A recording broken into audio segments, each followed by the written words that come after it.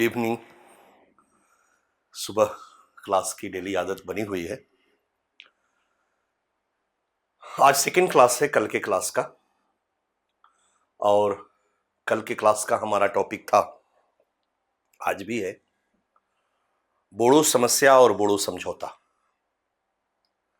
बोडो समस्या और बोडो समझौता हम लोग आज उस पर सेकेंड क्लास करेंगे।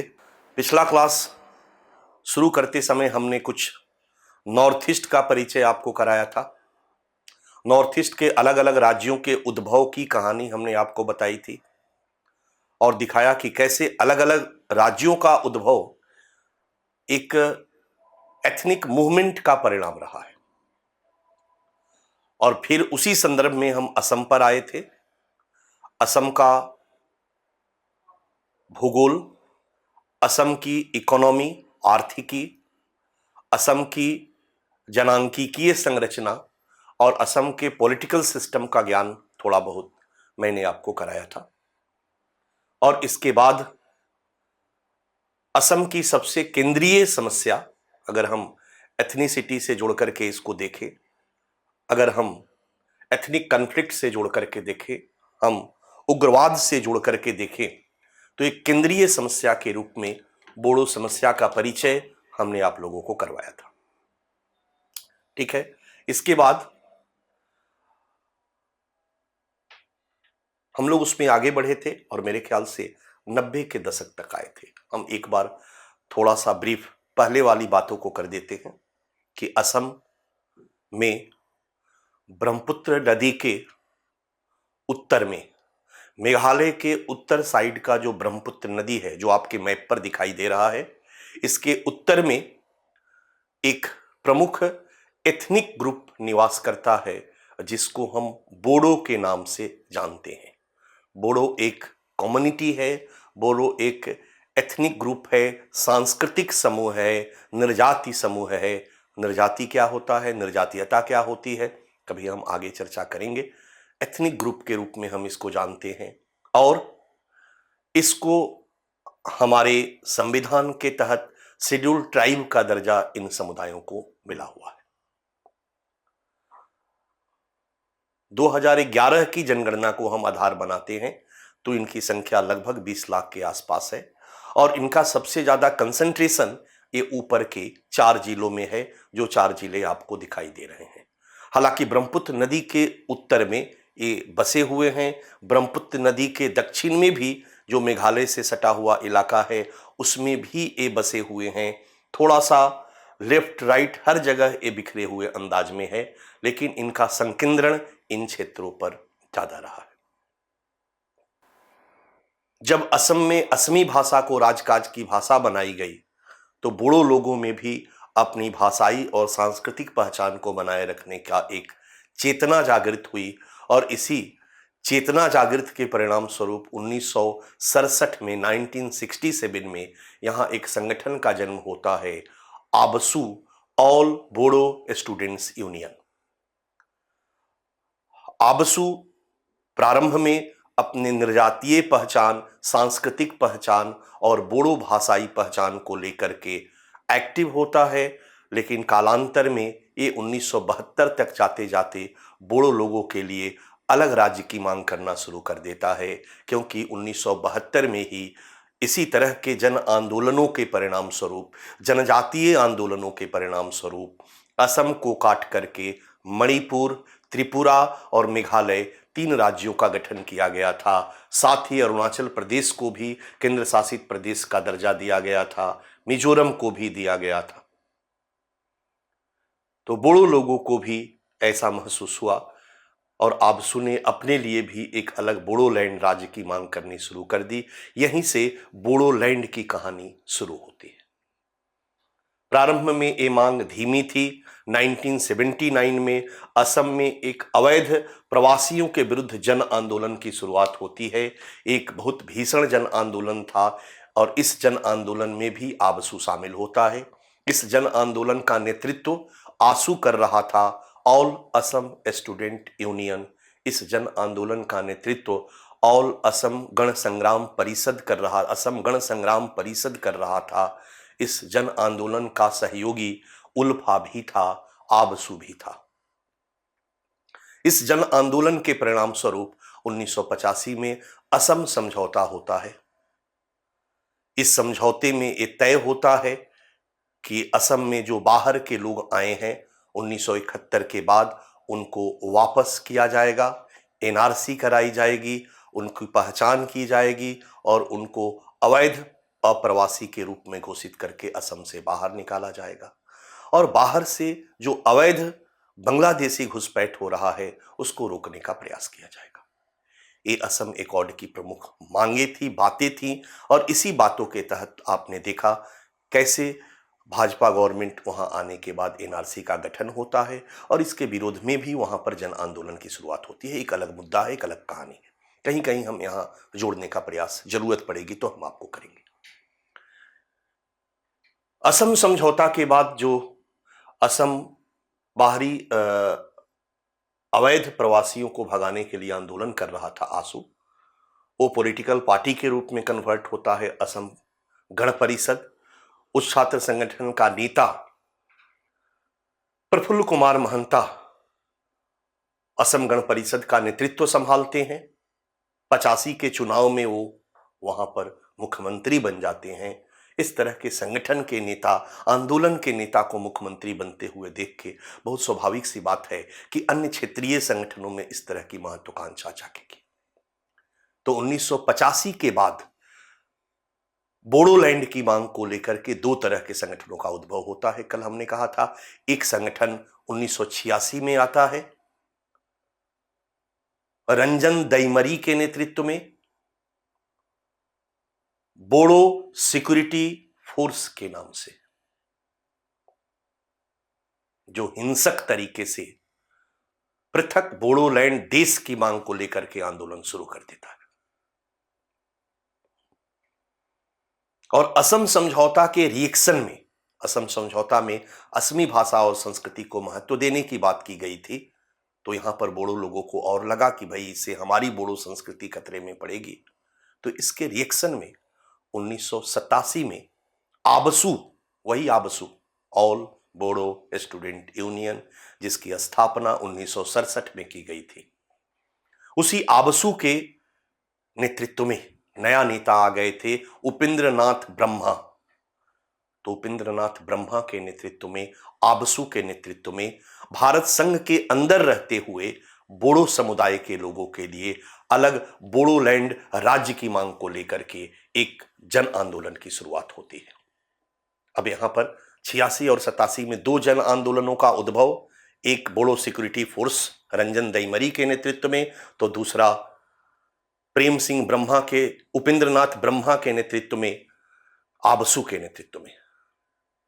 फाइनली 1993 में सरकार उपेंद्रनाथ ब्रह्मा की संगठन आबसू, उपेंद्रनाथ ब्रह्मा 1990 में मर गए थे, तो इस आबसू के साथ समझौता करती है और कहती है कि अलग राज्य नहीं देंगे, हम आपको एक स्वायत्त परिषद दे देते हैं।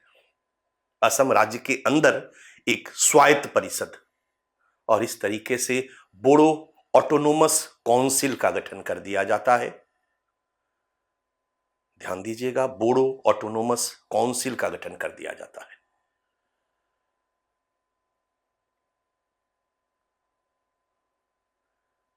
काउंसिल पर कब्जा आबसू का, स्वाभाविक बात है। फलतः रिएक्शन में 1993 के बाद दो और संगठनों का उभार। एक संगठन रंजन दैमरी वाला, याद रखिएगा, एक संगठन रंजन दैमरी वाला, बोडो सिक्योरिटी फोर्स। 94 में रंजन दैमरी ने बोडो सिक्योरिटी फोर्स का नाम बदल दिया NDFB, national Democratic Front of Bodoland, और अलग बोडोलैंड देश के लिए हिंसक आंदोलन को तेज कर दिया। और दूसरा 1996 में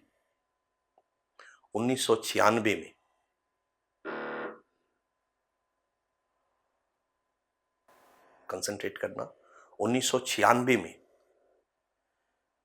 एक और नया नेता प्रेम सिंह ब्रह्मा के नेतृत्व में बोडो लिबरेशन टाइगर फोर्स का गठन किया गया।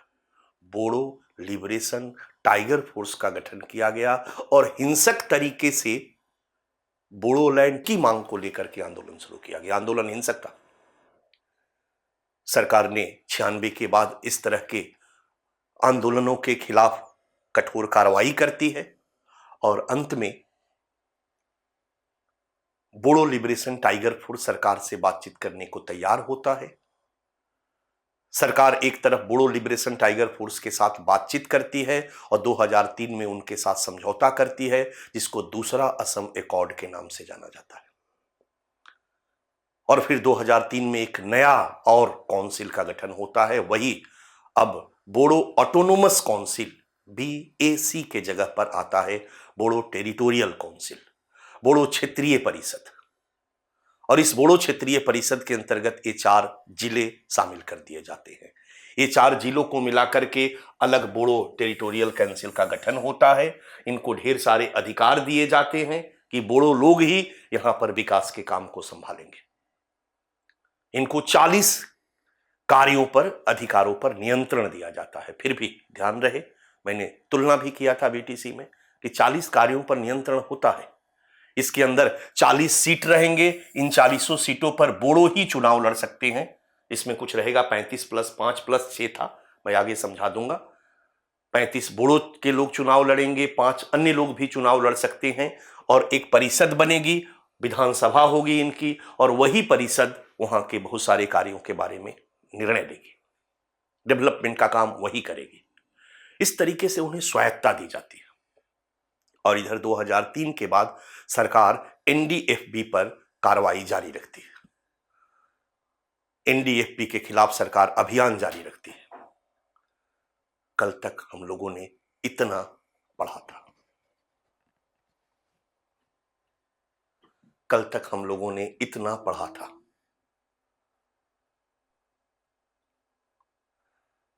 ठीक है, हम BTC में क्या था और नए एकॉर्ड में क्या प्रोविजन है, इसकी चर्चा हम समझौता पर आएंगे, समझौता के प्रमुख बिंदुओं पर आएंगे तो करेंगे। अभी हम चर्चा कर रहे हैं असम में बोडो समस्या,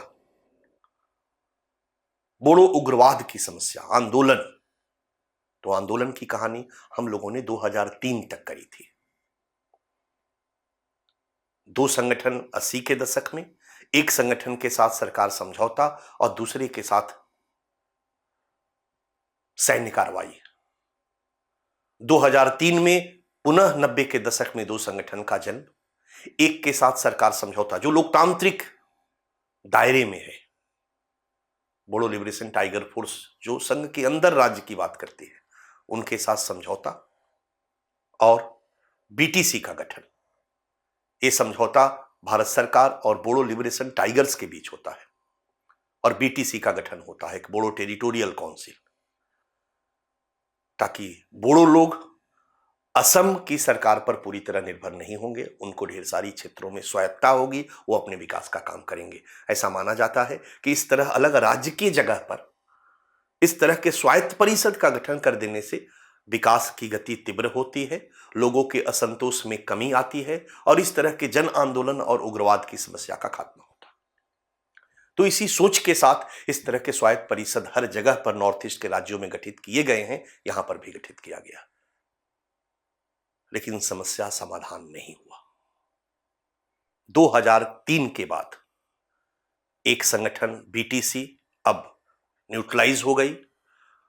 उसने अपना पॉलिटिकल पार्टी बना करके, पॉलिटिकल पार्टी हंग्रामा मोलीहारी, BTC का जो पॉलिटिकल पार्टी बना, BTC नहीं, बोडो लिबरेशन टाइगर फोर्स का, बोडो लिबरेशन टाइगर फोर्स का जो पॉलिटिकल फोरम आया वो बोडो पीपुल्स फ्रंट है। और बोडो पीपुल्स फ्रंट एक पॉलिटिकल पार्टी है जो वहां BTC के अंदर चुनाव लड़ती है। बोडो पीपुल्स फ्रंट के जो नेता हैं वो हंग्रामा मोलीहारी हैं, जो पहले बोडो लिबरेशन टाइगर फोर्स के एक उग्रवादी हुआ करते थे। बोडो लिबरेशन टाइगर फोर्स के उग्रवादियों के हेड हुआ करते थे। अब वो हथियार डाल करके, अब वो सरकार से बातचीत करके, अब वो लोकतांत्रिक प्रक्रिया में सहभागी हुए और BTC में एक पॉलिटिकल पार्टी के रूप में काम करते हुए चुनाव लड़ते हैं। और ये पार्टी ही 2003 से अब तक बीटीसी पर काबिज रही है। यानी जो 40 सीटों की जो परिषद है, इनमें सबसे ज्यादा सीट इन्हीं को प्राप्त हुए हैं, इन्हीं की पार्टी को प्राप्त हुए हैं और इनका कब्जा इन पर बना हुआ है। इधर एनडीएफ भी कंटिन्यू होती है। तो थोड़ा सा मैं आपको यहां पर समझाता चलूं। ध्यान दीजिएगा यहां पर।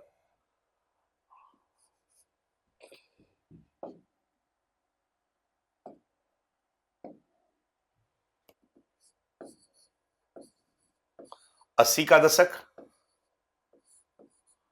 याद है,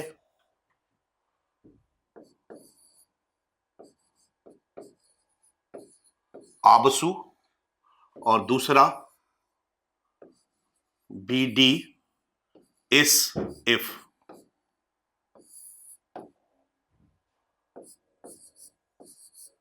90 का दशक,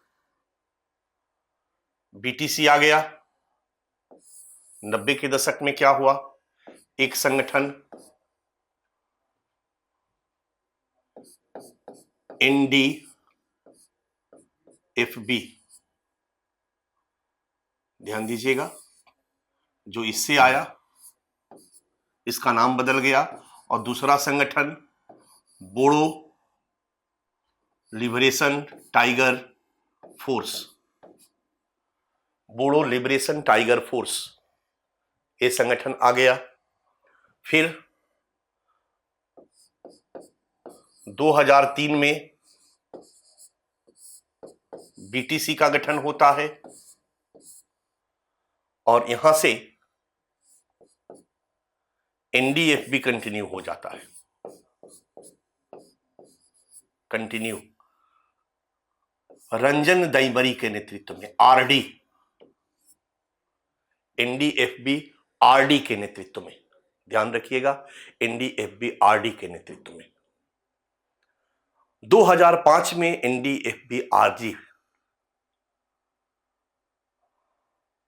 पर सरकार अपनी पुलिसिया कार्रवाई तीव्र करती है। 2005 में एनडीएफबी आरडी सरकार से कार्रवाई स्थगन समझौता करता है कि थोड़ी देर के लिए हम लोग एक दूसरे पर कार्रवाई स्थगन समझौता करते हैं। 2008 में एनडीएफबी एक भीषण बम विस्फोट असम में करवाता है। एक उग्रवादी संगठन था, इसमें 100 से अधिक लोगों की जान जाती है।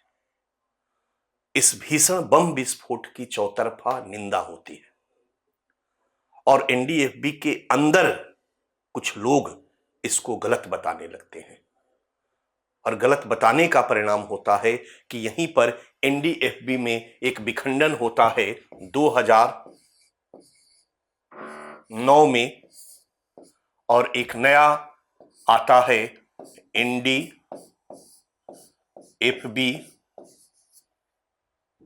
पी,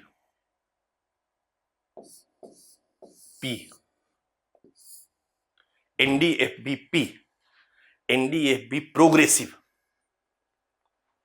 2009 में एनडीएफबी दो पार्टों में बंट जाता है और फूट डालने में भारत सरकार के जो वार्ताकार प्रतिनिधि होते, RN रवि, जो अभी नागालैंड के राज्यपाल हैं, आपने सुना होगा, ये 73-74 बैच के IPS है और ये डोभाल साहब के एक तरह से शिष्य कह सकते हो रहे हैं। इन्होंने काफी काम किया है नॉर्थ ईस्ट पर। तो इनके प्रयासों से ये बातचीत करते रहे हैं, कुछ गुट को मनाते रहे हैं कि बातचीत करो यार, खत्म करो, हथियार डालो। इस तरीके से रंजन दईमरी से कुछ लोग असहमत होकर के 2009 में एक अलग गुट बनाते हैं, एनडीएफबी प्रोग्रेसिव। हम नॉर्थ ईस्ट के गुटों को दो भागों में बांटते हैं। एक गुट वो जो सरकार से बातचीत करने को तैयार हो जाता है, उसको हम पीटीएफ कहते हैं, और एक गुट वो होता है जो कहता है सरकार से कोई बातचीत नहीं, अलग देश लेकर रहेंगे, उसको हम एटीएफ कहते हैं, प्रो टॉक फैक्शन और एंटी टॉक फैक्शन। तो ये एनडीएफबी जो पी बना बच्चा, एनडीएफबी जो पी बना वो पीटीएफ था, प्रो टॉक फैक्शन था, और ये रह गया एटीएफ, एनडीएफबी एटीएफ, राइट। हम इसको यहां पर जोड़ देते हैं।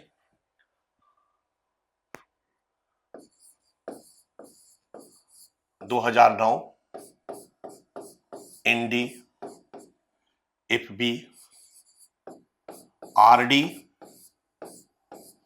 एटीएफ है और एनडीएफबी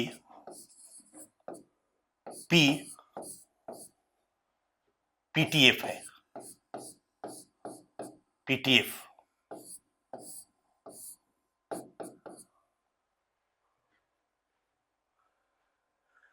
इसके लीडर कौन थे? कौन रंजन दईमरी से अलग होकर के अपना पीटीएफ बनाए? तो गोविंदा बासु मतारी। ये आप नाम याद रखने की जरूरत नहीं है, बट थोड़ा सा ध्यान रहे। गोविंदा बासु मतारी ये रंजन दईमरी से अलग हो गए और सरकार से बातचीत शुरू हो गई। इधर एनडीएफबी अपने उग्रवादी संगठन में, अपने हिंसक संगठन में लगा रहा। राइट। दूसरा एनडीएफबी बातचीत जारी रखा, सरकार से कार्रवाई स्थगन समझौता कर दिया, उग्रवादी गतिविधियां ढीली हुई, लेकिन आरडी गुट जो है वो हिंसक कार्रवाई करता रहा। लोगों को मारना, हत्या करना, पुलिस पर आक्रमण करना, वहां के जो पुलिस फोर्स है उन पर अटैक करना, उनकी हत्या करना, इनकी गतिविधियों में शामिल रहा। 2000 से ही आरडी की गतिविधियां काफी तीव्र हो गई थी और इन्होंने शुरू में टारगेट किया उन जनजातियों को जो बाहर से आए थे। संथाल जो झारखंड के क्षेत्र से गए हुए थे, बिहार के क्षेत्र से गए हुए थे, उरांव, ये सब जनजातियों को उन्होंने टारगेट किया। 2000 के बाद उन्होंने बांग्लादेशी मुस्लिमों को टारगेट करना शुरू किया, मारना शुरू किया। इस तरह से उन्होंने अपनी हिंसक गतिविधियों को और तीव्र किया और इसी तीव्रता के परिणाम स्वरूप 2008 में एक भीषण बम विस्फोट करा दिया इन्होंने, जिससे 2009 में इसका विखंडन हो गया, विघटन हो गया। 2010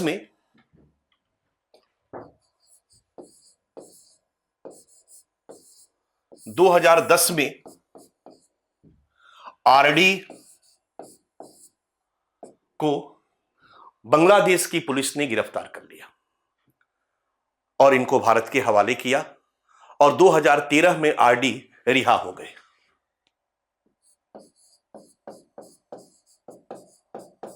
2013 में गिरफ्तार और 2013 में रिहा।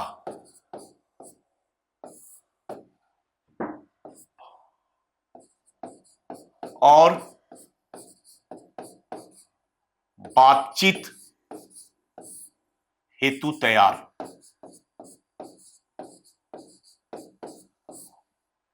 ध्यान देना, 2013 में रिहा हुए, जेल के अंदर ही थे, तो फिर ये सरकार से बातचीत करना शुरू किए। इनको लगा कि सरकार से बातचीत करेंगे तभी हम जेल से रिहा हो पाएंगे। यानी जो कल तक एटीएफ था गुट, अब ये भी पीटीएफ की ओर अग्रसर हो गया। जब ये पीटीएफ की तरफ अग्रसर हुआ तो इन गुट से एक और गुट अलग होता है 2012 में।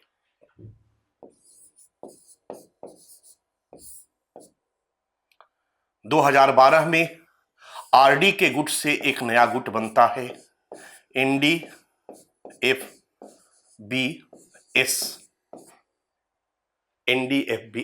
National Democratic Front of Bodoland. और इस गुट को बनाने वाले थे सोंगबीजित, SONGBJIT,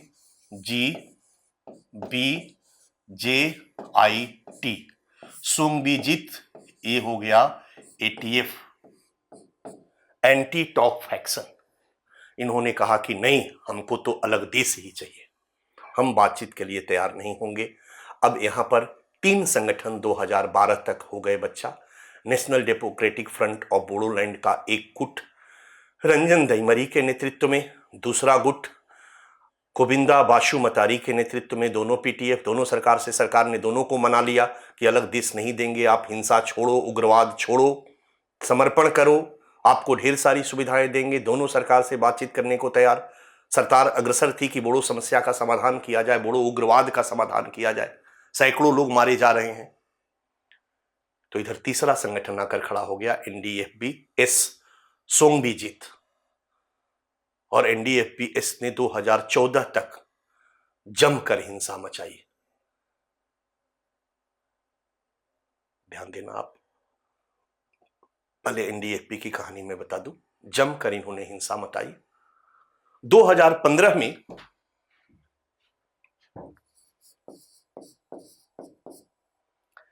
सुंगमजीत को हटा दिया गया, एनडीएफबी-एस से सुंगमजीत को हटा दिया गया और नए अध्यक्ष बने एनडीएफबी-एस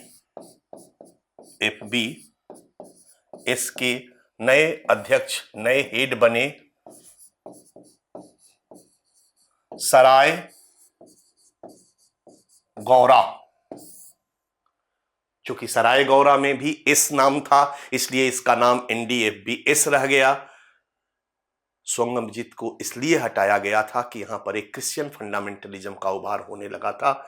ये दूसरे क्षेत्र से आए हुए थे, ये ओंगलोंग के क्षेत्र से आए हुए थे, इसलिए इनको वहां से हटा दिया गया। 2015 में ये हट गए, यानी 2015 तक एनडीएफबी के 3 गुट रहे।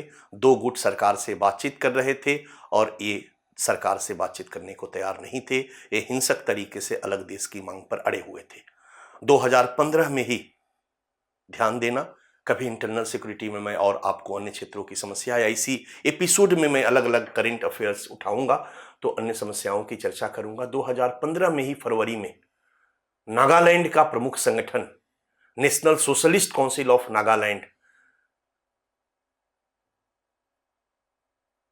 का एक गुट ढेर सारे लोगों को मिलाकर एक अम्ब्रेला ऑर्गेनाइजेशन बनाता है, उसमें एनडीएफबी-एस भी शामिल होता है। ये लोग 4 जून 2015 को मणिपुर में हमारे 18 पुलिस वालों की हत्या करते हैं, हमारे 18 आर्मी मैन की हत्या करते हैं और इसके रिएक्शन में भारतीय सेना म्यांमार में घुस करके इनके खिलाफ कार्रवाई करती है, जिसको सर्जिकल स्ट्राइक के नाम से जाना जाता है। एक सर्जिकल स्ट्राइक 2016 में हुआ था, याद होगा आपको। तो 28 सितंबर 2016 वाली सर्जिकल स्ट्राइक नहीं, बल्कि 10 जून 2015 वाली सर्जिकल स्ट्राइक। यानी उस समय एनडीएफबी-एस जो उग्रवादी संगठन हिंसक तरीके से बोडोलैंड लेने वाला, ये म्यांमार में अपना कैंप बनाता है, म्यांमार में ही रह करके अपना अभियान शुरू करता है और वहीं से हिंसा कर रहा होता है।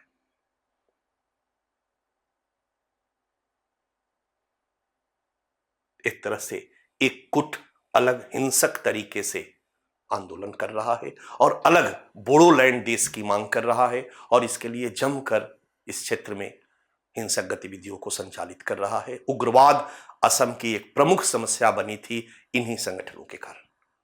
अब यहां पर हम एक और, जैसे आप जहां भी पढ़ रहे होंगे तो आपको लिखा हुआ मिल रहा होगा कि बोडो एकॉर्ड में एनडीएफबी के 4 गुट शामिल है। मैंने तो अभी 3 गुटों की चर्चा की, एनडीएफबी के 4 गुट शामिल है। तो एक चौथा गुट, ज्यादा टाइम नहीं, 2019 में एनडीएफबी पी से एक और अलग गुट एनडीएफबी पी प्रोग्रेसिव बासुमतारी वाले से एक अलग गुट बनता है नेता का धीरेंद्र, DHIRENDRA, धीरेंद्र बोरो। ये भी इस समझौते में बैठे थे, ये भी इस समझौते में शामिल थे। धीरेंद्र बोरो ये अपना एक अलग एनडीएफबी बनाते हैं, ध्यान रहे, एक अलग संगठन बनाते हैं एनडीएफबी, ठीक है। धीरेंद्र बोरो। अब 4 संगठन मैंने आपको एनडीएफबी का बना दिया। इसमें से 3 संगठन प्रोटॉक फैक्शन है, क्लियर रहे, पीटीएफ है, और एक संगठन एनडीएफबी-एस जो है वो एटीएफ है, जो सरकार से बातचीत करने को तैयार नहीं है। 2019 नवंबर 2019 में सरकार एनडीएफबी-एस के उग्रवादियों के खिलाफ अपनी कार्रवाई तीव्र करती है। नवंबर 2019 में भारत सरकार एनडीएफबी-एस पर फिर से 5 साल के लिए प्रतिबंध लगाती है। परिणामतः एनडीएफबी-एस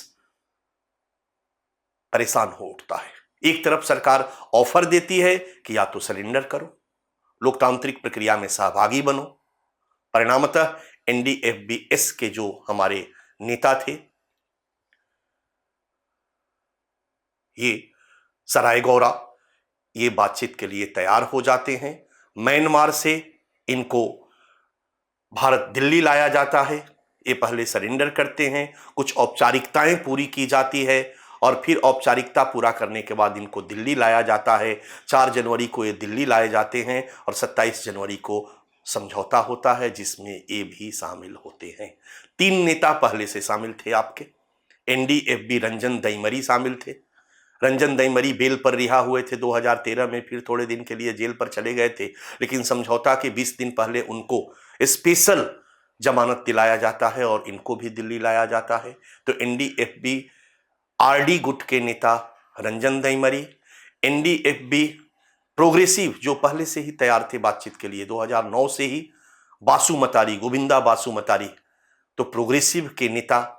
तीसरा एनडीएफबी सराय गौरा जो कि म्यांमार से लाए गए ए, और एनडीएफबी पी से एक अलग हुए थे धीरेन्द्र बोरो। ये चारों नेता आपके दिल्ली उपस्थित हो जाते हैं, एनडीएफबी के चारों गुट के प्रतिनिधि। इस तरह से एक कहानी मैंने आपको बता दी। ये तो मैंने अभी केवल एनडीएफबी की कहानी बताई। उधर वहां क्या हो रहा था तो मैं आपको बताता हूं।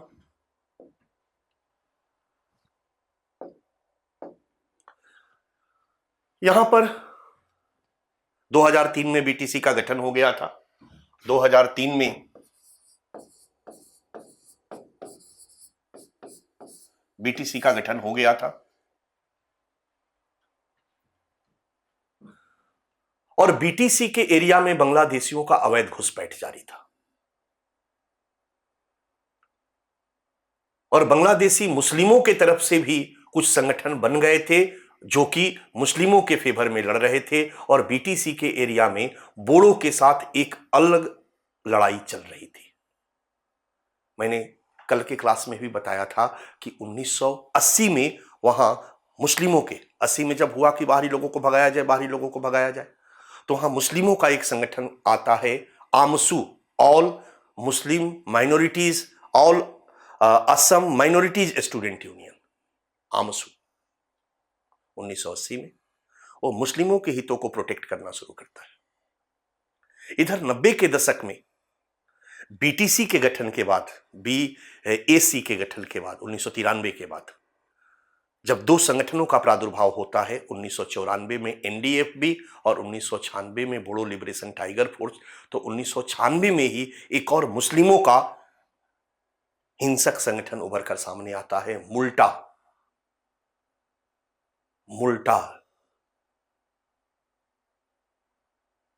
मुस्लिम United Liberation Tigers of Assam, MULTA. इसके बारे में इसको आईएस से, इस्लामिक स्टेट से संबद्ध माना गया है। हमारी आईबी ने रिपोर्ट करी है कि पाकिस्तान से इसको एक बार में 5 करोड़ की फंडिंग हुई थी यहां उग्रवाद को फैलाने के लिए या आतंकवाद को फैलाने के लिए। इस तरीके से 2 संगठन मेनली मुल्टा और आमसू एक स्टूडेंट यूनियन लोकतांत्रिक तरीके से और मुल्टा हिंसक तरीके से यहां मुस्लिमों को प्रोटेक्ट करना शुरू करते हैं। इधर मैंने बताया था कि 2000 के बाद एनडीएफबी मुस्लिमों को भी, बांग्लादेशी मुस्लिमों को भी टारगेट करना शुरू करती है। इधर बांग्लादेशी घुसपैठ तेज बढ़ रहा है पूरे असम में, बोडो क्षेत्र में भी, और धीरे धीरे बोडो क्षेत्र में बीटीसी के अंदर इनका प्रवेश बढ़ता चला जाता है। ध्यान देना, ये हमने बताया था, मान लीजिए ये दिस वन, ये समझ लीजिए कि 4 जिला है, 4 जिला को मिला करके बीटीसी बना है। मैप में आपको दिखाई दे रहा था। अब बीटीसी के जो बाउंड्री पर के गांव थे ढेर सारे, इन गांवों में ढेर सारे बांग्लादेशी घुसपैठ इंटर करते हैं और 2003 या उसके पहले ये गांव बोडो बहुसंख्यक थे, लेकिन धीरे धीरे यहां पर मुस्लिम आबादी बढ़ती चली जाती है और ये बीटीसी के अंदर के ये बोडो बहुल गांव धीरे धीरे बोडो यहां अल्पसंख्यक हो जाते हैं और मुस्लिम बहुसंख्यक हो जाते हैं। बोडो अल्पसंख्यक हो जाते हैं और मुस्लिम बहुसंख्यक हो जाते हैं। अब यहां टकराव शुरू होता है। ये गांव बीटीसी के अंदर है इस गांव के निवासी बीटीसी का चुनाव नहीं लड़ सकते। बहुत सारे अधिकारों से वो वंचित हैं, मेनली राजनीतिक अधिकारों से वंचित है। जो गैर बोड़ो हैं, क्योंकि बीटीसी में बोड़ो ही चुनाव लड़ सकते हैं मुख्यतः। परिणाम, यहां के जो गैर बोड़ो हैं इन गांवों में, मेनली बांग्लादेशी मुस्लिम, वो कहते हैं कि इन गांवों को बीटीसी से बाहर किया जाए। ध्यान से सुनो, बीटीसी के अंदर वही गांव होने चाहिए जो बोड़ो बहुल है। वो गांव जहां बोड़ो की आबादी 10% है, उस गांव को बीटीसी में शामिल करने का कोई लॉजिक नहीं है। तो बीटीसी से इन गांवों को बाहर किया जाए, उनकी मांग। इधर बोड़ो संगठनों की मांग, बोड़ो संगठनों में मेनली जो वहां पर लोकतांत्रिक प्रक्रिया में सहभागी था, बोड़ो liberation Tiger force, ABSU, all बोड़ो स्टूडेंट यूनियन, इनका कहना था कि बीटीसी के बाउंड्री के जो ये गांव हैं, यहां पर बोड़ो बहुसंख्यक थे, लेकिन इतनी तेजी से अवैध घुसपैठ हुआ कि बोड़ो अल्पसंख्यक हो गए और बांग्लादेशी मुस्लिम बहुसंख्यक हो गए। इसलिए ये अवैध घुसपैठ है और इनको बीटीसी के इन गांवों से बाहर भगाया जाए। वैसे भी असम एकॉर्ड में था कि बाहरी लोगों को भगाया जाए, लेकिन उस एकॉर्ड पर कोई काम नहीं हुआ, एनआरसी का गठन नहीं हुआ, एनआरसी नहीं हुआ, आदि आदि। बोड़ो की एक प्रमुख मांग थी, लोकतांत्रिक तरीके से ही ये मांग कर रहे थे कि इनको यहां से भगाया जाए, और इसी मुद्दे को लेकर के दोनों के मध्य टकराव तेज हो चुका था। 2012 की एक बहुत बड़ी घटना, जिसको आप असम हिंसा के नाम से जानते हो, शायद आपको याद नहीं होगा। 2012 में आप थोड़े कम उम्र के होंगे, लेकिन असम की एक बहुत प्रमुख हिंसक घटना थी जो पूरे भारत में सांप्रदायिक दंगा लेकर के चली आई। उस समय मैं दिल्ली में था। दिल्ली के क्षेत्रों में चारों तरफ बांग्लादेशी मुस्लिमों के खिलाफ नारे लगने शुरू हो गए थे, जुलूस निकल रहा था।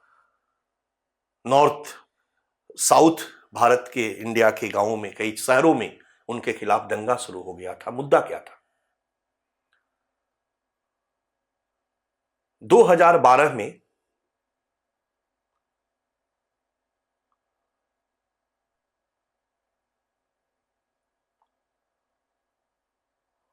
आमसू के 2 मुस्लिम नेताओं की हत्या हो जाती है।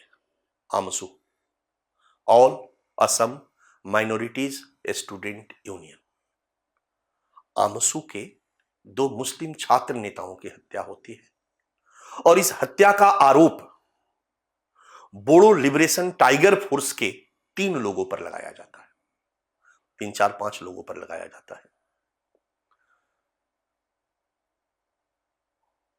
उस क्षेत्र की पुलिस बोड़ो लिबरेशन टाइगर फोर्स के इन तीनों नेताओं को गिरफ्तार करती है। ध्यान से सुनना। और पुलिस का काम क्या था? गिरफ्तार करने के बाद उसे कोर्ट भेजना, जेल भेजना। तो गिरफ्तार करने के बजाय, कोर्ट भेजने के बजाय, जेल भेजने के बजाय, वो इनको लाकर आमसू और मुल्टा के लोगों के हवाले कर देती है। अब यहां गौर करने वाली बात यह है कि जो पुलिस दल गिरफ्तार करने गया था, उसमें 5 एक 6 सदस्य थे और 6 के 6 मुस्लिम थे। यहां गौर करने वाली दूसरी बात भी है कि चूंकि इस बीटीसी के अंदर भी लॉ एंड ऑर्डर, प्रशासन, पुलिस और रेवेन्यू 3 असम गवर्नमेंट के पास था, बाकी डेवलपमेंट से जुड़े हुए 40 कार्य इस बीटीसी को दिए गए थे। डेवलपमेंट से जुड़े हुए 40 कार्यों पर बीटीसी का कंट्रोल था, पुलिस पर कंट्रोल असम गवर्नमेंट का था।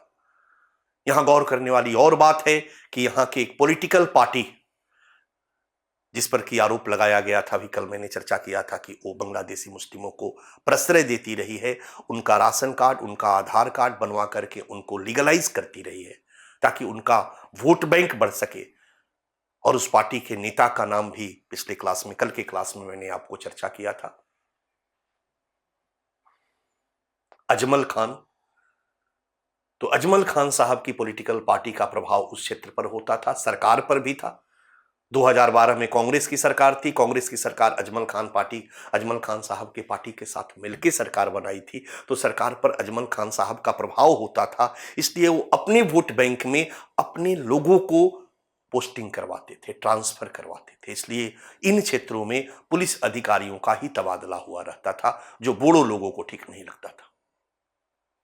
और इन पुलिस कर्मियों ने उन 3 लोगों को ला करके हमसू के हवाले कर दिया और इन लोगों ने पीट पीट के उनको मार डाला, तीनों लोगों को, बोडो लिबरेशन टाइगर फोर्स के तीनों नेताओं को। और ये किसी भी तरीके से ये मैसेज पाकिस्तान गया और पाकिस्तान से सोशल नेटवर्किंग साइट्स के माध्यम से देखते देखते पूरे भारत में फैला दिया गया। शायद आपको याद नहीं होगा, 15 दिन तक टोटल एसएमएस और सारी चीजें बंद कर दी गई थी उस पीरियड में पूरे इंडिया में। अब सोशल नेटवर्किंग साइट से उनको पीटते हुए, मारते हुए जब ये चीज फैलाई गई तो पूरे भारत में सांप्रदायिक दंगा की स्थिति हो गई, क्योंकि बांग्लादेशी घुसपैठ भारत के सभी जगहों पर है और ये बांग्लादेशी जो अवैध घुसपैठ में आए हुए मुसलमान हैं, ये भारत के और जो मूल मुस्लिम समुदाय हैं उनके साथ एकोमोडेट कर गए हैं, उनके घर में शादी ब्याह रिश्ता नाता सब कुछ मिक्स कर गए। इसलिए जब बांग्लादेशी मुस्लिमों को हटाने की बारी आती है तो भारत के मुस्लिम उनके फेवर में खड़े नजर आते हैं। बहुत कारण सीधा है, वहां पर हिंदू भी रहते तो खड़े नजर आते, क्योंकि उनसे धर्म की समरूपता तो है ही, एक रिश्तेदारी भी बनी हुई। परिणाम, जो हिंदू संगठन था, चाहे वो बजरंग दल हो, चाहे विश्व हिंदू परिषद या बीजेपी, जो भी कहो, हम पार्टिकुलर पार्टी का नाम नहीं लेंगे, एक वर्ग जो था वो इन बांग्लादेशी मुस्लिमों के खिलाफ, बांग्लादेशियों को भगाओ, इंडिया से भगाओ को लेकर के सड़क पर आ गया और उनके फेवर में भारत के मुस्लिम भी सड़क पर आ गए। कई जगहों पर सांप्रदायिक दंगा की स्थिति उत्पन्न हो गई, कई जगहों पर दंगे हो गए। इसलिए 2012 की एक असम हिंसा, जिसमें स्थिति इतनी बिगड़ गई कि बोडो क्षेत्र से मुस्लिमों को मार के भगाया जाने लगा और जो बीटीसी के अंदर भी जहां पर बोडो बहुसंख्यक थे, वहां पर जो मुस्लिम बहुसंख्यक थे, यहां से बोड़ों को मार करके लोगों ने भगाना शुरू किया। यहां पर कहीं अगर मुस्लिम थे तो यहां से उनको मार करके भगाया जाने लगा। परिणाम, हजारों लोगों को शरणार्थी कैंप में रखना पड़ा। भारत के तत्कालीन प्रधानमंत्री उस समय मनमोहन सिंह थे, मनमोहन सिंह को उस शरणार्थी कैंप में जाकर के दौरा करना पड़ा, ढेर सारे लोगों की जाने गई। तो असम हिंसा एक बहुत महत्वपूर्ण घटना रही है और इसकी पृष्ठभूमि आपको समझ में आ चुकी होगी। यहां पर हितों का टकराव को लेकर के इन बोडो समुदाय के जो लोग हैं और जो बांग्लादेशी मुस्लिम लोग हैं उनके बीच विद्यमान रहा है। एक हितों का टकराव यहां पर और दिखाई देता है। हितों का टकराव नंबर 1 मैंने बताया। हितों का टकराव नंबर 2 है कि बीटीसी में बोडो को ढेर सारे अधिकार है, लेकिन बीटीसी में केवल बोडो ही नहीं है, यहां पर अन्य गैर बोडो समुदाय के लोग भी हैं। गैर बोडो में मुस्लिम भी है, बांग्लादेशी मुस्लिम, और गैर बोडो में हिंदू भी है, क्रिश्चियन भी है। अब इस क्षेत्र के रहने वाले गैर बोडो को लगता है कि हमारे साथ अन्याय हुआ है, हमारे ढेर सारे राजनीतिक अधिकारों को छीन लिया गया है। इस बीटीसी के इलाके में बोडो लोगों को ही ढेर सारे अधिकार दिए गए हैं। इसलिए इन लोगों ने भी अपना संगठन बना करके अपने हितों को लेकर के लड़ाई लड़ते रहे। एक कहानी यहां बनती रही है। तो यहां पर बीटीसी में बोडो खुश, बट वो भी पूरी तरह खुश नहीं, क्योंकि उनको भी पूरा अधिकार नहीं दिया गया। तो बोडो की नाखुशी का एक कारण कि बीटीसी को पूरा अधिकार नहीं दिया गया। पुलिस प्रशासन बहुत सारे अधिकार असम गवर्नमेंट के पास रख गए। बोडो लोगों की नाखुशी का एक और कारण कि बहुत सारे बाहर के क्षेत्र में, जो बीटीसी के बाहर में कई गांव हैं, ध्यान देना, ये भी गांव हैं और यहां पर बोडो हैं। बीटीसी के बाहर के जो गांव हैं जहां बोडो रहते हैं, क्योंकि वो बीटीसी के बाहर है, इसलिए उनके कल्याण के लिए स्पेशल कहीं कुछ नहीं किया गया। और कई ऐसे गांव हैं जो बीटीसी में दूर हैं, बीटीसी से बहुत दूर है, और ये भी बोडो यहां आबादी रहती है। इस बाहर दूर दराज रहने वाले बोडो आबादियों के लिए भी कुछ नहीं किया गया। इसलिए और बड़े एरिया को मिलाकर के एनडीएफबी एक अलग बोडोलैंड देश की मांग कर रहा था। तो यहां पर लोकतांत्रिक तरीके से यहां के संगठन अभी भी एक अलग बोडोलैंड की राज्य की मांग पर अड़े हुए थे। और जो अलग बोडोलैंड की राज्य की मांग कर रहे थे डेमोक्रेटिक तरीके से, और एक हिंसक तरीके से अलग देश की मांग, ये दोनों पीछे के दोनों संगठनों को कटघरे में खड़ा करते थे कि ये लोग विश्वासघात किए बोडो आबादी के साथ। कौन लोग? आबसू ने विश्वासघात किया और 1993 में सरकार से समझौता कर लिया बोडो ऑटोनोमस काउंसिल पर। यदि आबसू अड़ा रहता तो सरकार विवश होती और बोडोलैंड राज्य मिलता। बोडो लिबरेशन टाइगर फोर्स पर आरोप लगाया गया कि ये भी सरकार से, हम लोगों से, बोडो की जनता से विश्वासघात किए और 2003 में सरकार से मिलकर के समझौता कर लिए। अगर बोडो संगठित होते, यूनाइट होते, तो बोडोलैंड राज्य मिलता।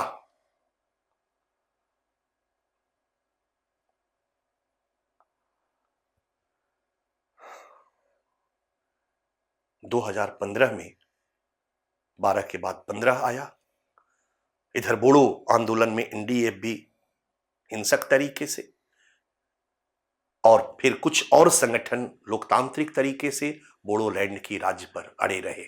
एनडीएफ भी अलग देश की मांग और एनडीएफ भी के बातचीत वाला गुट अलग राज्य की मांग। एनडीएफ भी प्रोग्रेसिव, एनडीएफ भी रंजन दैमरी,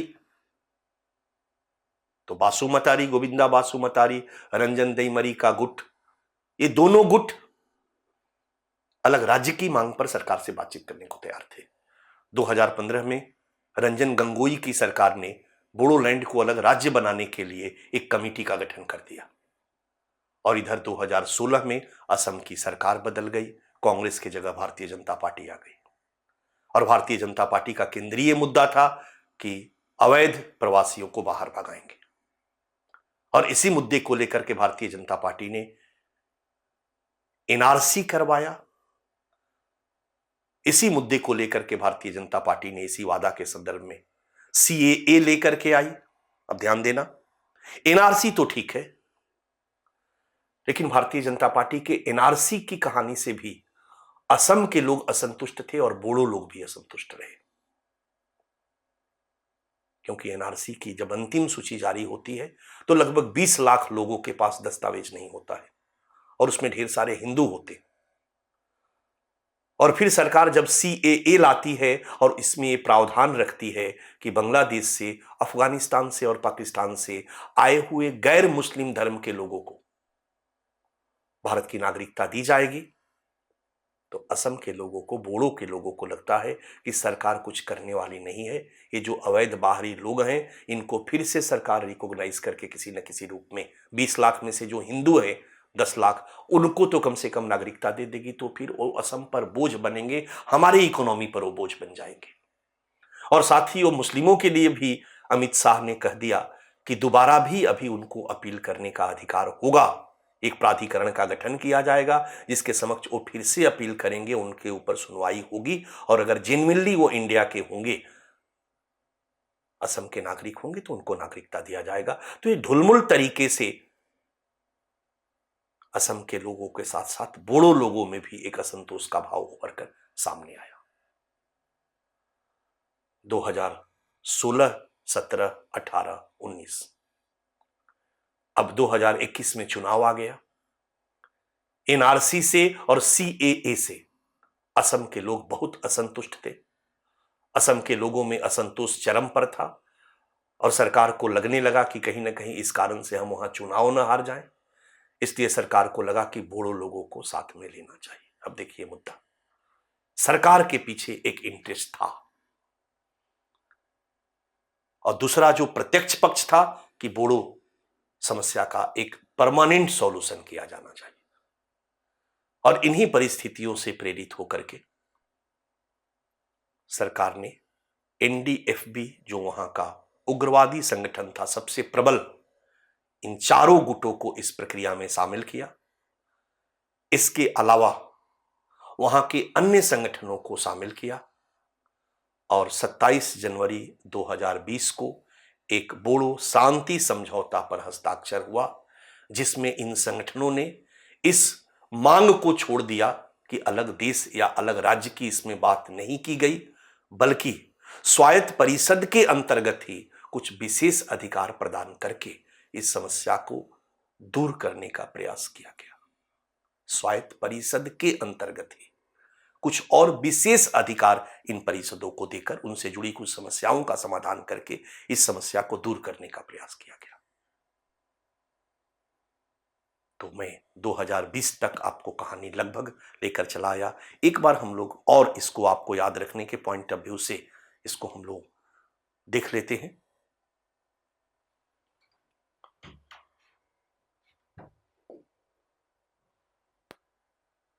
बोडो समस्या एक परिचय, एक एक लाइन आप देखते चले जाइए, आपके सामने है।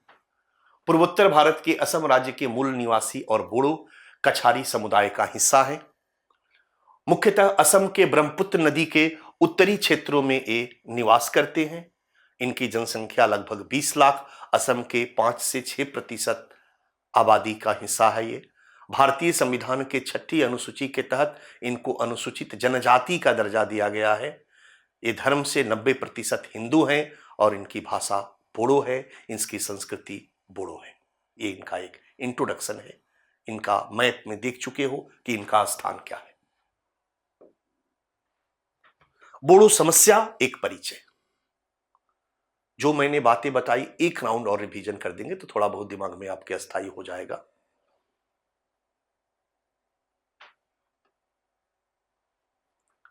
उन्नीस में असमी भाषा एवं सांस्कृतिक प्रभुत्व से रक्षा हेतु, मैंने आपको बताया था कि 1957 में असमी भाषा को राजकाज की भाषा घोषित करने की बात हुई। 1960 में इस पर प्रक्रिया शुरू हो गई। असमी भाषा एवं सांस्कृतिक प्रभुत्व से रक्षा हेतु ऑल बोडो स्टूडेंट्स यूनियन का गठन किया गया। तत्पश्चात 1972 में इनके द्वारा बोडोलैंड की मांग शुरू की गई। ठीक है। 1980 में इधर आमसू का, 1979 में आबसू जो है वो अवैध अप्रवासी विरोधी आंदोलन में शामिल हो गया। 1980 में आमसू का गठन हुआ और ये मुस्लिम अल्पसंख्यक के अधिकारों को लेकर के ये संगठन आंदोलन करना शुरू कर दिया। 1986 में रंजन दैमरी द्वारा, सामने है आपके, रंजन दैमरी द्वारा बोडो सिक्योरिटी फोर्स का गठन, बीडीएसएफ का गठन किया गया और बोडो समुदाय हेतु पृथक राष्ट्र राज्य की मांग, पृथक राष्ट्र राज्य मतलब अलग देश की मांग को लेकर के हिंसक आंदोलन प्रारंभ किया गया। 1987 में असम समझौता के प्रतिक्रिया में आबसू द्वारा उपेंद्रनाथ ब्रह्मा के नेतृत्व में पृथक राज्य बोडोलैंड की मांग और आंदोलन प्रारंभ कर दिया गया। यानी दो संगठन 80 के दशक में, आबसू और बीडीएसएफ।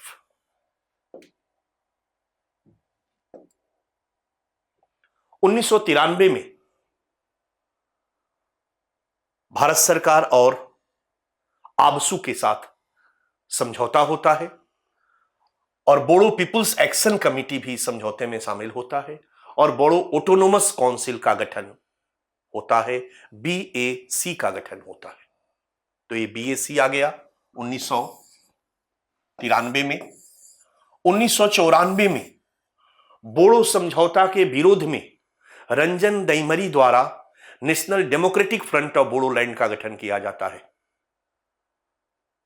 ये बीडीएसएफ का, बोडो सिक्योरिटी फोर्स का नया नाम, वही रंजन दैमरी, वही बीडीएसएफ, एक नया नाम बदल दिया गया, national Democratic Front of Bodoland, और एक पृथक बोडोलैंड की मांग को लेकर के हिंसक आंदोलन तीव्र कर दिया जाता है। एनडीएफ भी आ गया।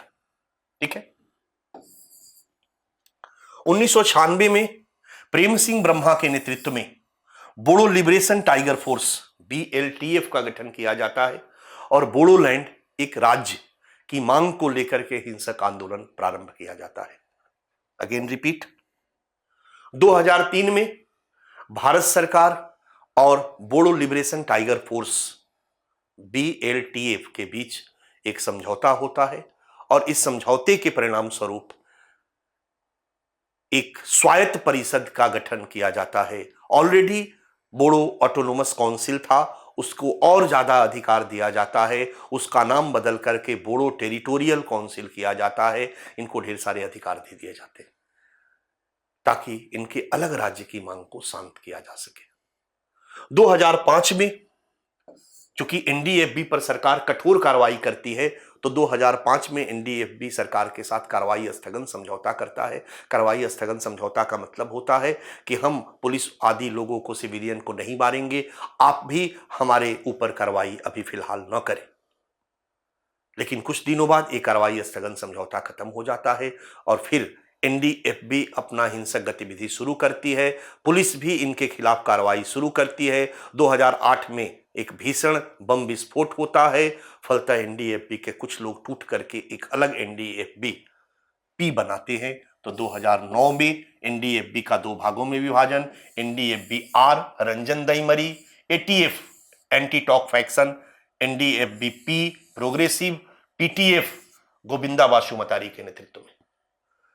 2010 में रंजन दईमरी बांग्लादेश में गिरफ्तार किए जाते हैं। 2013 में ये भारत में जमानत पर रिहा होते हैं और फिर अब ये बेचारे बातचीत करने को तैयार होते हैं। तो अब एनडीएफबी आर और एनडीएफबी पी दोनों पीटीएफ हो जाता है, प्रो टॉक फैक्शन बन जाता है। लेकिन इसके रिएक्शन में 2012 में ही एक संगठन अलग बनता है। सोंगबीजीत के नेतृत्व में 2012 में एनडीएफबी से एक संगठन और बाहर निकलता है, तीसरा। ये तो पहले ही था, ये पीटीएफ, एपीटीएफ, रंजन दईमरी पीटीएफ हो गया, प्रोग्रेसिव जो है वो पीटीएफ था। सोंगबीजीत के नेतृत्व में ये एटीएफ, ये बातचीत करने के बजाय हिंसक तरीके से अलग बोडोलैंड देश की मांग पर अड़ा रखता है। 2015 में एनडीएफबी-एस, यही सोंगबीजीत वाले कि अन्य नेताओं द्वारा सोंगबीजीत को हटाया जाता है और इसका सरायगौरा नाम का अलग नेता एनडीएफ का बनता है। सोंगबीजीत हट करके अलग चले जाते हैं इस आंदोलन से बिल्कुल दूर। वो करबी आंगलोंग में इस समय अपना आंदोलन छोटा मोटा कर रहे हैं। चूंकि सरायगौरा का नाम एस से शुरू होता है तो एनडीएफबी-एस एक तीसरे संगठन के रूप में कंटिन्यू रहता है। बट ये क्या रहता है? ATF anti talk faction. और यही 2015 में म्यांमार में जाकर के अपने इस मांग को लेकर के हिंसक आंदोलन जारी रखता है। 2018 में एनडीएफबी-पी से एक और गुट अलग होता है। 2019 मैंने कहा था, 2018 में धीरेन्द्र बोरो के नेतृत्व में तो ये चार गुट, चौथा गुट आ जाता है और 27 जनवरी 2020 को बोडो शांति समझौता होता। तो मैंने यहां तक आपको कहानी ला दिया। अब हम लोग देखते हैं कि इस बोडो शांति समझौता में क्या हुआ, इस बोडो एकॉर्ड में क्या हुआ, किन बिंदुओं पर हुआ। अभी थोड़ी देर पहले मैंने आपको बताया था कि जो 2003 में समझौता हुआ था उस बीटीसी में क्या क्या खामियां थी। पहली खामी, बीटीसी के पास अधिकार कम थे। दूसरी खामी, बीटीसी का एरिया छोटा था, बहुत सारे बोडो लोगों को इसमें शामिल नहीं किया गया था। तीसरी खामी कि जो बीटीसी के अंदर,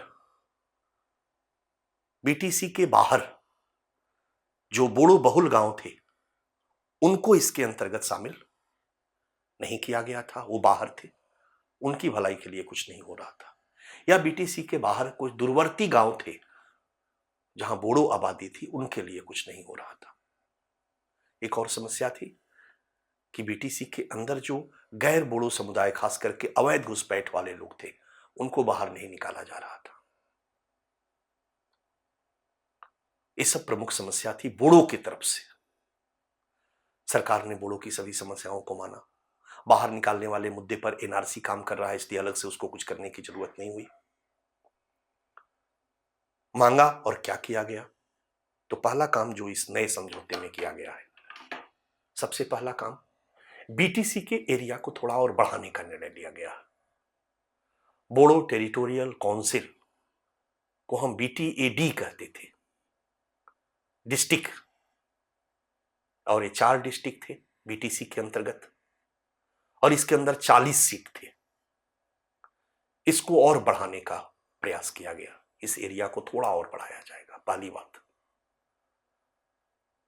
और 40 के जगह 60 सीट किए जाएंगे। ध्यान से सुनिएगा, 40 के जगह 60 सीट किए जाएंगे। तो पहला, एरिया बढ़ाया जाएगा, 40 के जगह 60 सीट। ये 40 कैसा था? 40 प्लस 6 था। और ये 40 में कैसा था? 35 प्लस 5। ये थोड़ा सा समझिएगा। 40 सीटों पर चुनाव होता था बीटीसी में। कई पॉलिटिकल पार्टी चुनाव लड़ती थी। इसमें मुख्य दो पार्टी थी। एक 1993 में जो आबसू था, आबसू याद है, ऑल बोडो स्टूडेंट्स यूनियन, वो तो स्टूडेंट यूनियन है, तो उसका एक पॉलिटिकल पार्टी वाला wing,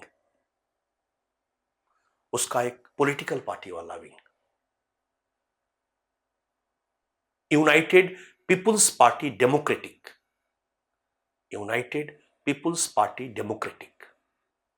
यूपीपीडी, United people's party Democratic. Pramod Boro इसके नेता अभी वर्तमान में है। तो यहां पर दो पॉलिटिकल पार्टी थी, और दूसरी थी जो 2003 में बोडो लिबरेशन टाइगर फोर्स जब बना, तो बोडो लिबरेशन टाइगर फोर्स ने भी अपना एक पार्टी बना दिया, और हंग्रामा मोहिलारी के नेतृत्व में, Hagrama Mohilary Bodo Liberation Tiger Force के नेता थे, तो इसका एक पॉलिटिकल पार्टी बन गया। तो एक पॉलिटिकल पार्टी आपका बना आबसू का, एक कौन बना, तो यूनाइटेड पीपुल्स पार्टी डेमोक्रेटिक, और दूसरा पॉलिटिकल पार्टी बना बोडो लिबरेशन टाइगर फोर्स जब बना था 2003 में, इसका बोडो पीपुल्स फ्रंट। यही दो पॉलिटिकल पार्टी यहां चुनाव लड़ती थी। 2003 से बोडो पीपुल्स फ्रंट का यहां पर आधिपत्य था। इसके जो नेता थे आबसू यूपीएडी के, जो अभी हैं, मैंने अभी बताया, प्रमोद बोड़ो और हंग्रामा मोहिलारी इसके नेता। बोडो पीपुल्स फ्रंट ये उग्रवादी थे, ये बन गए नेता। हंग्रामा मोहिलारी और प्रमोद बोड़ो, ये दोनों इस 40 सीटों पर चुनाव लड़ते थे। इसमें बीपीएफ का कब्जा था, हंग्रामा मोहिलारी का इस पूरे बीटीसी पर कब्जा था। 6 सीट नॉमिनेटेड होता था। नॉमिनेटेड समझते हो, जिनको प्रतिनिधित्व तो नहीं है तो कुछ अन्य लोगों को नॉमिनेट करके भेज दिया जाता था। 40 सीटों पर चुनाव होता था। अब 40 सीटों में से 35 सीट जो होते थे ये बोडो के थे, और 5 सीट पे गैर बोडो भी चुनाव लड़ सकते थे।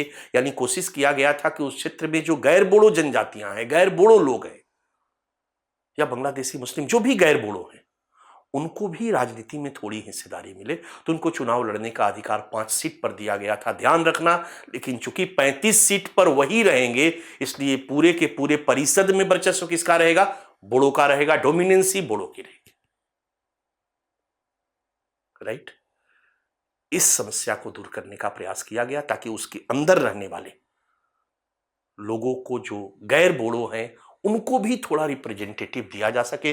तो पहला तो इस सीट को कर दिया गया 60। ध्यान देना, 60 का विभाजन कैसे हुआ बच्चा? तो 60 का विभाजन है 44 प्लस 16, यानी 16 सीट जो है वो गैर बोडो के लिए, वहां गैर बोडो चुनाव लड़ेंगे, ताकि इस परिषद में गैर बोडो की ठीक ठाक संख्या हो। पहले मात्र 5 था, अब 60 सीटों में 44 पर बोडो और 16 पर गैर बोडो लड़ेंगे, और जो नॉमिनेटेड है वो +6 का 6 बना रहा। तो एक रिफॉर्म आपका ये हुआ। क्लियर है? इसके बाद 3082 गांव पहले थे। इसके अंतर्गत 3082 गांव, बीटीसी में 3082 गांव थे, इसको बढ़ा दिया गया और इसको कर दिया गया 3174 गांव। तो गांवों की संख्या इसके अंदर बढ़ा दी गई, मतलब प्रावधान किया गया कि बढ़ाया जाएगा। गांवों की संख्या बढ़ा करके इसके क्षेत्र को विस्तारित किया जाएगा, सीटों की संख्या बढ़ा दी जाएगी। इसके अंदर जो गैर बोडो थे, जो असंतुष्ट थे, उनके असंतोष को दूर करने का इसमें कोशिश किया गया है, हल्का फुल्का। अब ध्यान देना, अगर चुनौतियां की बात आएगी तो ये कोशिश पर्याप्त नहीं है, क्योंकि फिर भी इस पूरे के पूरे काउंसिल पर बोड़ो की डोमिनेंसी बनी रहेगी, बट कोशिश किया गया। ये 2 सुधार। एक तीसरा इसमें किया गया, अब लिखेंगे नहीं हम, कि जो बोड़ो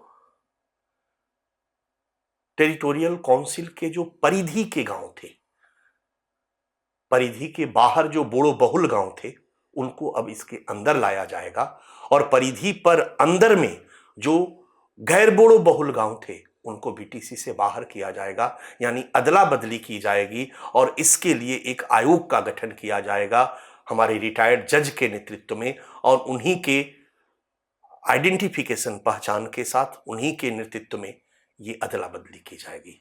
मामला समझ में आ रहा है? ताकि गैर बोड़ो को भी संतुष्ट किया जा सके, और बीटीसी के बाहर रहने वाले बोड़ो लोगों को, पीछे मैंने आपको दिखाया था कि जो बीटीसी के बाहर के लोग हैं, जो एक गांव है, इनको अब अंदर ले लिया जाएगा, ये गांव को बाहर ले लिया जाएगा नए प्रोविजन में। कुछ हद तक सॉल्यूशन ठीक है, आप देखोगे तो थोड़ा बहुत अच्छा किया गया है। एक चीज इसमें और किया गया, जो दूर दराज के गैर बोड़ो गांव है, ये तो परिधि के गांव होंगे बच्चा, इनको तो ले लिया जाएगा, लेकिन दूर दराज के जो गांव है जहां बोड़ो रहते हैं, इनकी भलाई क्या होगी? तो इनके लिए एक अलग से परिषद का गठन किया जाएगा। एक काउंसिल नहीं होगा इस तरह का, लेकिन इनके लिए एक वेलफेयर कमेटी बनाई जाएगी जो यहां के रहने वाले बोड़ो लोगों की भलाई की बात करेगी। याद रखना, इस समस्या को लेकर के एक और संगठन उठ खड़ा हुआ था। इस समस्या को लेकर के एक और संगठन उठ खड़ा हुआ था, United Bodo People Organisation. United Bodo People Organisation, UBPO।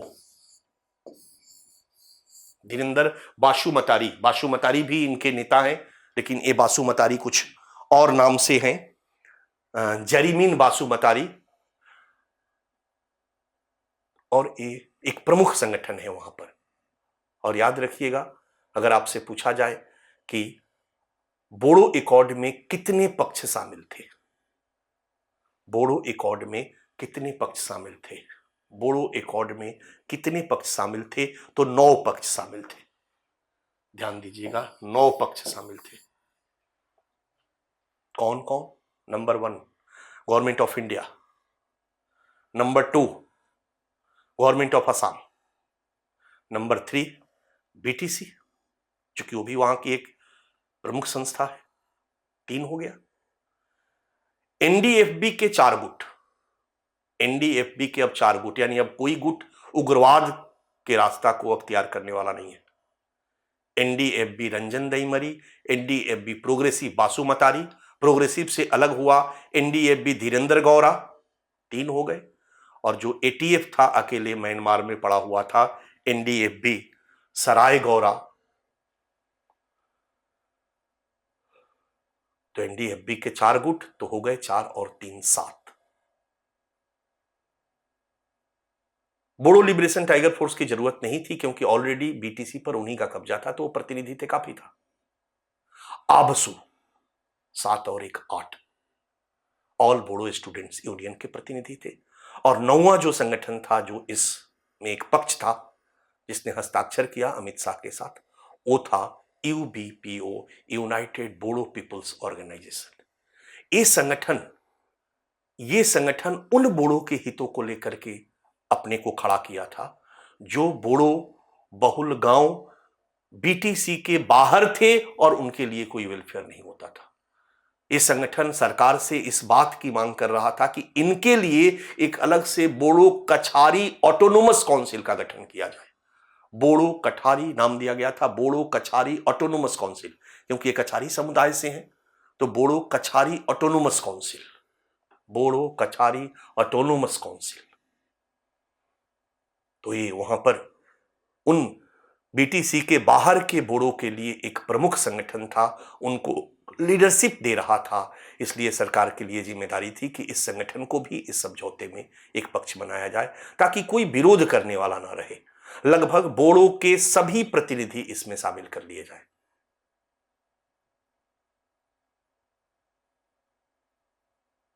इसलिए अब इनकी मांगों को भी इसमें शामिल किया गया और कहा गया कि जो बाहर के गांव हैं, इनके वेलफेयर के लिए एक कमेटी का गठन किया जाएगा।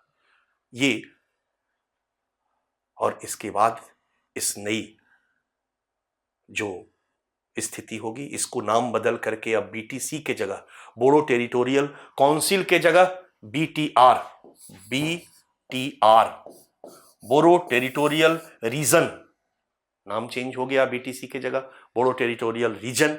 इन 4 जिलों को जो बीटीएडी कहे जाते हैं, अब वो बीटीआर कहे जाएंगे, बोडो टेरिटोरियल रीजन कहे जाएंगे। एक और इनको कुछ प्रशासनिक अधिकार भी दिया गया। एक और कमी थी जिसके लिए बोडो नाराज रहते थे, पुलिस की पोस्टिंग, पुलिस का ट्रांसफर, एडमिनिस्ट्रेशन, ये 3 चीजें असम सरकार के पास थी, पुलिस, प्रशासन और रेवेन्यू।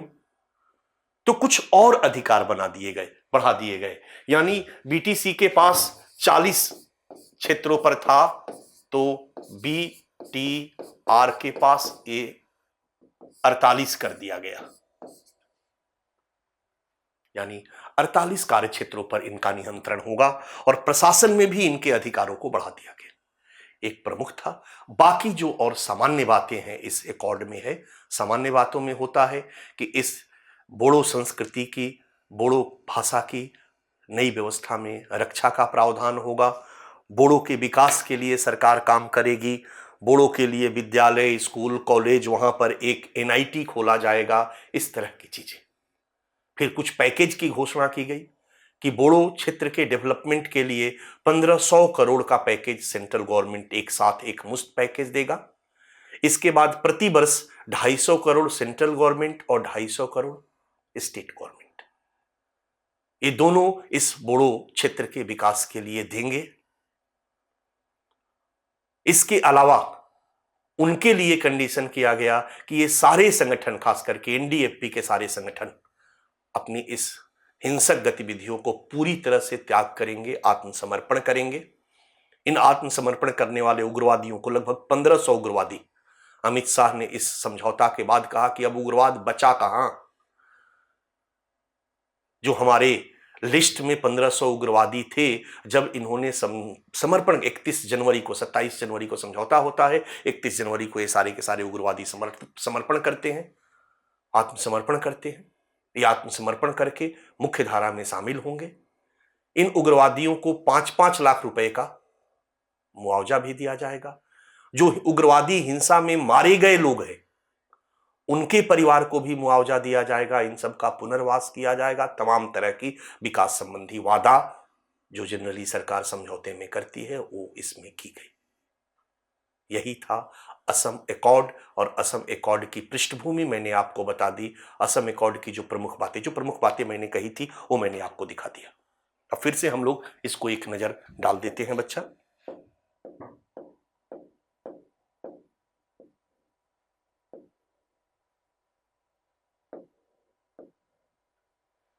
बोडो शांति समझौता, बोडो पीस एकॉर्ड आपके सामने है स्क्रीन पर।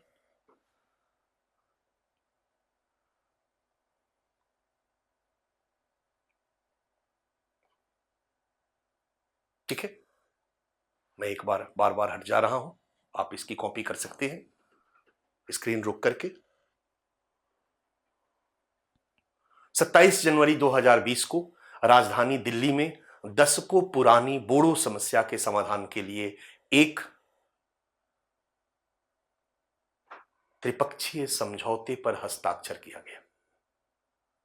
इस समझौते में भारत सरकार, असम राज्य सरकार, असम के प्रतिबंधित उग्रवादी संगठन national Democratic Front of Bodoland NDFB के 4 गुट, बीटीसी बोडो टेरिटोरियल काउंसिल जो अभी एग्जिस्टिंग है वहां पर, ABSU all Bodo students union तथा यूबीपीओ शामिल रहे। यानी 9 कुल संगठन शामिल रहे। समझौते के प्रमुख बिंदु क्या क्या रहा,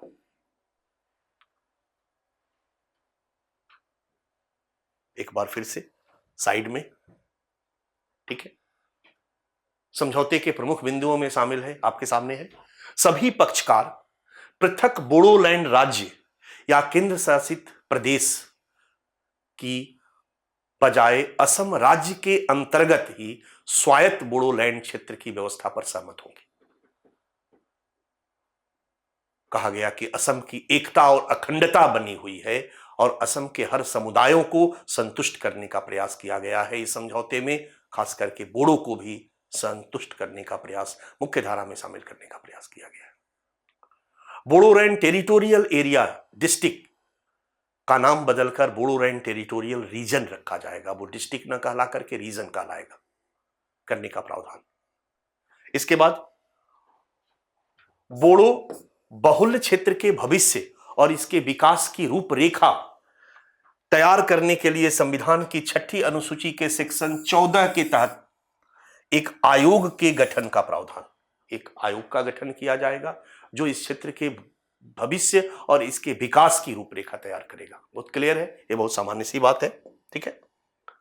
इस आयोग की देखरेख में, जो आयोग बनाया जाएगा, इस आयोग की देखरेख में Bodoland territorial area BT area district से सटे, अभी उसी, चूंकि अभी वही पुराना वाला है इसलिए वही नाम है, डिस्ट्रिक्ट से सटे उन बोडो बहुल गांवों को भी क्षेत्र में शामिल करने का, बीटीसी में, उसके अंदर, डिस्ट्रिक्ट के अंदर शामिल करने का प्रावधान, जो वर्तमान में बीटीएडी से बाहर है। क्लियर है।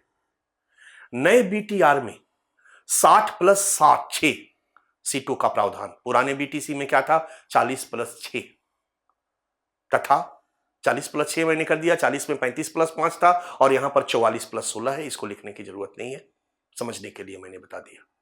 और बीटीआर में 3174 गांव शामिल करने का प्रोविजन, पहले 3082 गांव थे, बीटीसी में पहले 3082 गांव शामिल थे, तो थोड़ा सा एरिया बढ़ा दिया गया।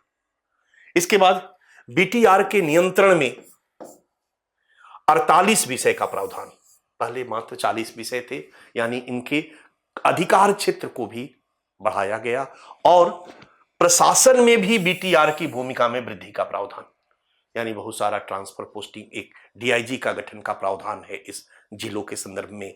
इसके बाद इनका पोस्टिंग जो होगा ये बीटीआर के जो प्रतिनिधि, बीटीआर के जो हेड होंगे उनकी सहमति से होगा। इस तरह के कुछ प्रोविजन है जो एक सभी मोटा मोटी है, जो और ज्यादा इसको व्यवस्थित किया जाएगा। ध्यान दीजिएगा, अभी तो एक और शामिल हुआ है, रूपरेखा और क्लियर होकर के बाहर आएगी। इसके बाद असम सरकार द्वारा निर्धारित प्रक्रिया के अनुसार BTAD, Bodo territorial area district से बाहर राज्य के, इसके बाहर राज्य के अन्य बोडो गांवों के विकास के लिए एक बोडो कछारी कल्याण परिषद की स्थापना करने का प्रावधान, बोडो कछारी कल्याण परिषद की स्थापना करने का प्रावधान। क्लियर है।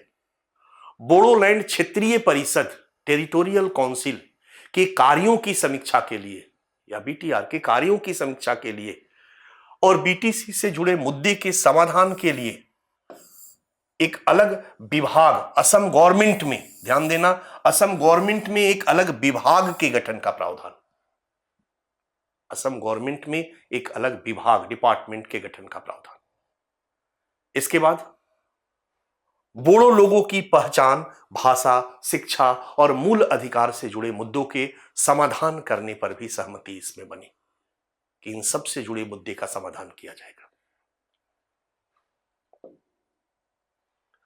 असम सरकार द्वारा बोडो भाषा को राज्य में सहयोगी आधिकारिक भाषा के रूप में अधिसूचित करने पर सहमति। ये केवल बोडो क्षेत्र में नहीं, असम राज्य में भी ये आधिकारिक भाषा के रूप में अधिसूचित किया जाएगा। क्लियर है। बोडो माध्यम, बोडो भाषा माध्यम, बोडो मीडियम स्कूलों के लिए एक अलग निदेशालय की स्थापना का प्रावधान। बाकी सब डेवलपमेंट से जुड़ा हुआ है, 2-4 पॉइंट भूल जाओगे, 2-4 पॉइंट लिख दोगे, मोटा मोटी समेट लोगे कि ये सब डेवलपमेंट से जुड़े हुए मामले। आदिवासियों के भूमि अधिकारों के लिए विधि के तहत सुरक्षा प्रदान करने, कानून के तहत उनको सिक्योरिटी देने और जनजातीय क्षेत्र के त्वरित विकास का को सुनिश्चित करने का प्रावधान, ट्राइबल एरिया के डेवलपमेंट को सुनिश्चित करने का प्रावधान। एनडीएफबी के सदस्यों के आत्मसमर्पण और पुनर्वास का प्रावधान एक ही लाइन में मैंने दे दिया। आत्मसमर्पण करेंगे, इसका पुनर्वास किया जाएगा, उनको मुआवजा दिया जाएगा, आदि आदि। केंद्र और राज्य सरकार द्वारा बोडो क्षेत्रों के विकास के लिए 1500 करोड़ रुपए का एक स्पेशल पैकेज का ऐलान। इस क्षेत्र के डेवलपमेंट के लिए 1500 करोड़ का एक स्पेशल पैकेज दिया जाएगा। बोडो आंदोलन में मारे गए लोगों के परिवारों को 5 लाख रुपए मुआवजा का प्रावधान, ध्यान दो। समझौते के क्रियान्वयन की निगरानी के लिए केंद्रीय गृह मंत्रालय, असम सरकार, बीटीसी और बोडो संगठन जो हैं, जितने भी हैं, इनकी एक साझा कमेटी बनाई जाएगी। यही है बच्चा बोडो एकॉर्ड के प्रमुख प्रोविजन, प्रमुख बिंदु, जिसके द्वारा न केवल बोडो की लगभग सभी समस्याओं को दूर करने का प्रयास किया गया ताकि बोडो समुदाय के असंतोष को दूर किया जा सके, बल्कि एक लंबे समय से वहां एक्टिव उग्रवाद की समस्या को भी दूर करने का प्रयास किया गया। मैंने उग्रवाद की समस्या की सारी कहानी आपको बताई कि 80 का दशक, 90 का दशक और कैसे अलग अलग उग्रवादी संगठन अलग अलग मुद्दे को लेकर के AK-56, 57, 58 लेकर के हिंसा फैला रहे थे। पूरा एरिया अशांत पड़ा हुआ था। 2008 के बम विस्फोट की बात मैंने की, 2012 के असम हिंसा की बात मैंने की, 2014 में, 2015 में जो नरसंहार हुए उनकी बात की। 60 लोग मारे गए, 47 लोग मारे गए एक एक अटैक में, जिसको आप उग्रवादी अटैक कहते हो, नक्सली क्षेत्र में नक्सली अटैक कहते हो, जम्मू कश्मीर में टेररिस्ट अटैक कहते हो। इस तरह के अटैक में लोग मारे गए। इसीलिए इस समझौते को एक हिस्टोरिकल एकॉर्ड कहा गया। कहा गया कि यह एक ऐतिहासिक दिन है। हमारे नरेंद्र मोदी ने इस समझौते पर इसको एक हिस्टोरिकल डे कहा, जिसमें एक समस्या का समाधान असम में हुआ, इंसर्जेंसी का समाधान असम में हुआ। लेकिन सारा प्रोविजन क्लियर है आपके दिमाग में, लेकिन असम में इसको काला दिवस के रूप में मनाया गया। अब हम आते हैं चैलेंजेस पर। अगर हमें कहना हो कि ठीक है, अच्छा प्रयास है, काला दिवस के रूप में मनाया गया। असम के बोडो क्षेत्र के एकमात्र सांसद, नाम याद नहीं है मुझे, उनके बारे में याद है, उनकी कहानी याद है। वो पहले एक बड़े उग्रवादी हुआ करते थे उल्फा के, और 2014 में इन्होंने आत्मसमर्पण किया था। उसके पहले आत्मसमर्पण किया था, और 2014 में ये चुनाव लड़े थे निर्दलीय, और वहां से सांसद जीते गए। इन्होंने इस समझौता को और इस दिन को ब्लैक डे के रूप में घोषित किया और कहा कि बोडो एकॉर्ड पीस एकॉर्ड नहीं है, बोडो समझौता शांति समझौता नहीं है, बल्कि यह एक अशांति का समझौता है। और यह समझौता बोडो समस्या का समाधान नहीं करती है, बल्कि कई नए समस्याओं को जन्म देगी। यानी इस परिप्रेक्ष्य में अब हम लोग देख रहे हैं कि क्या अच्छे पक्ष भी हैं और क्या बुरे पक्ष भी हैं। जैसे ही समझौता हुआ, सारे उग्रवादी संगठन एनडीएफबी के हथियार डाले, मुख्य धारा में शामिल होने के लिए प्रयास करना शुरू कर दिए। पॉइंट नंबर 1, अगर वहां के डेली न्यूज को निकाल करके देखोगे तो सब किसी न किसी पॉलिटिकल पार्टी को पकड़ रहे हैं, चाहे रंजन दईमरी हो, चाहे गोविंदा बासुमतारी हो,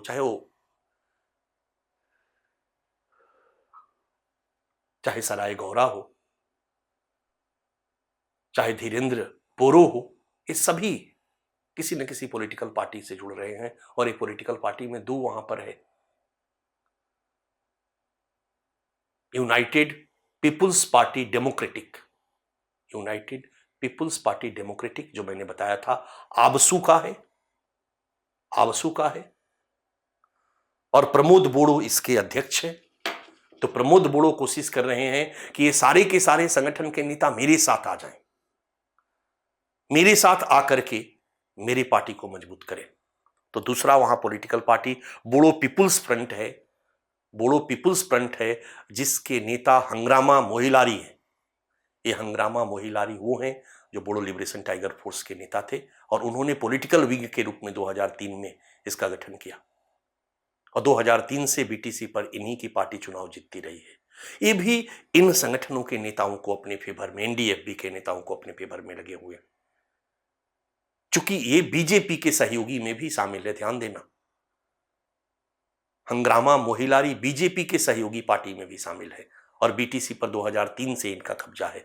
बीजेपी का भी कहीं न कहीं, कहीं पे निगाहें, कहीं पे निशाना एक दिखाई दे रहा है कि इनके साथ जब हम सांठगांठ करेंगे तो एनआरसी और सीएए के कारण जो असंतोष उभर कर सामने आया, कम से कम बोडो वोट हमारे साथ आ जाएगा, तो हमारे चुनाव जीतने की संभावना रहेगी। तस्वीर आपको समझ में आ रही होगी।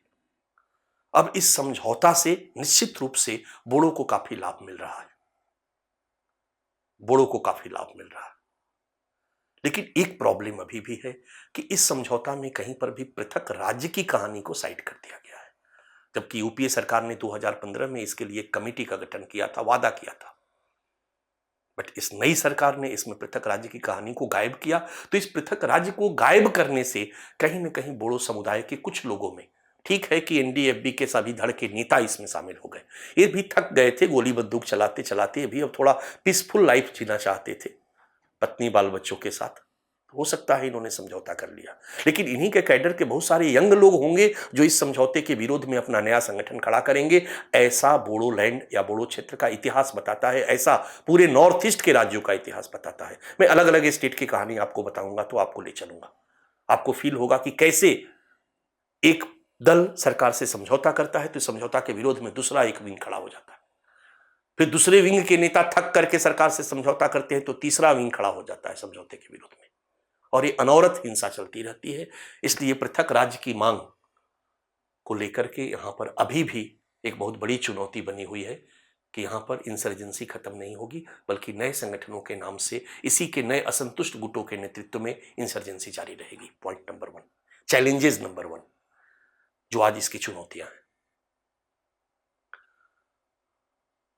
दूसरा, अभी भी बोडो क्षेत्र से गैर बोडो या गैर मुस्लिमों को निकालने का कोई बात नहीं है। ठीक है, कभी नेताओं से कह दिया गया कि एनआरसी या तमाम तरह की चीजें, लेकिन पूरे असम के लिए प्रॉब्लम एनआरसी और सीएए की बनी हुई है, बोडो लोगों के लिए भी बनी हुई है। तो ये मुद्दा भी बोडो लोगों के असंतोष का एक कारण है। ठीक है, बाहर के गांव को इसमें शामिल करके उनको संतुष्ट किया गया। जो दूर दराज के बोडो बहुल गांव है उनके लिए अलग से एक वेलफेयर कमेटी का गठन करके उनके वेलफेयरिज्म पर बल दिया गया। ये सब कुछ किया जा रहा, इनके अधिकार बढ़ाए गए, लॉ एंड ऑर्डर और पुलिस में भी इनके अधिकारों को बढ़ाया गया, 40 से 48 कर दिया गया, इनका क्षेत्र विस्तार किया गया। नो डाउट काफी हद तक इनके विकास के लिए और ज्यादा प्रयास किया गया है। लेकिन ये दो मुद्दे बोडो के असंतोष का एक कारण बनेंगे, जो इस बोडो शांति समझौता के समक्ष प्रमुख चुनौती है। तीसरा बिंदु अगर हम देखते हैं तो वो है गैर बोडो में असंतोष। यहां बोडो को तो लेकर के हुआ, जैसे ही अकॉर्ड हुआ वहां जितने गैर बोडो के संगठन हैं, चाहे वो मुल्टा हो, चाहे वो आमसू हो, चाहे वो अन्य गैर बोडो संगठन हो, अन्य जनजातियों का संगठन हो जो बोडो ट्राइब्स नहीं है लेकिन वो ट्राइब्स है, शेड्यूल ट्राइब के अंतर्गत शामिल है, इनके संगठन इस समझौते का विरोध कर रहे हैं क्योंकि उनको लग रहा है कि इस नए समझौता और नए क्षेत्र में अधिकार बढ़ा दिया गया, बट डोमिनेंसी किनकी है? तो बोडो की ही डोमिनेंसी बनी हुई है। प्रभुत्व बोडो समुदाय का होगा और हम लोग वहां अल्पसंख्यक होंगे, हम लोग वहां हाशिए पर रहेंगे, जबकि हम लोगों की संख्या उस क्षेत्र में कम नहीं है। तो उनका असंतोष भी एक बहुत बड़ा चुनौती बनेगा। 3 पॉइंट। चौथा चैलेंजेस जो हम देखते हैं वहां पर, बाधा देखते हैं हम वहां पर, कमी देखते हैं, वो है कि इसी इलाके के कुछ इलाके को मिलाकर वहां एक अलग इंसर्जेंसी चल रही है, एक अलग कामतापुर देश की मांग चल रही है हिंसक तरीके से। कामतापुर लिबरेशन ऑर्गेनाइजेशन के नेतृत्व में, KLO, असम के कुछ क्षेत्रों में तो बड़ा बोडो है और केलो है, बट केलो प्योर असम में नहीं है, केलो पश्चिम बंगाल के उत्तरी क्षेत्रों में। वहां पर कुछ और राजबोंगसी समुदाय अपनी पृथक पहचान को लेकर के ये अपने को शेड्यूल ट्राइब में शामिल करने की मांग कर रहे थे एक लंबे समय से। लेकिन इनको शेड्यूल ट्राइब के अंतर्गत शामिल नहीं किया गया। फलतः इन लोगों ने अपने लिए एक अलग देश की मांग को लेकर के हिंसक आंदोलन शुरू कर दिया। इनका एक संगठन है जो प्रतिबंधित है, केलो, कामतापुर लिबरेशन ऑर्गेनाइजेशन, और ये भी म्यांमार में रह करके, म्यांमार में अपना पूरा प्रश्रय रखे हुए है, वहां अपना कैंप रखे हुए है और हिंसक आंदोलन को संचालित करता है। और जिस वो कामतापुर के राज्य की मांग करता है, ध्यान देना, वो कामतापुर ओवरलैप करता है बोडो क्षेत्र में। अगर हम कहीं पर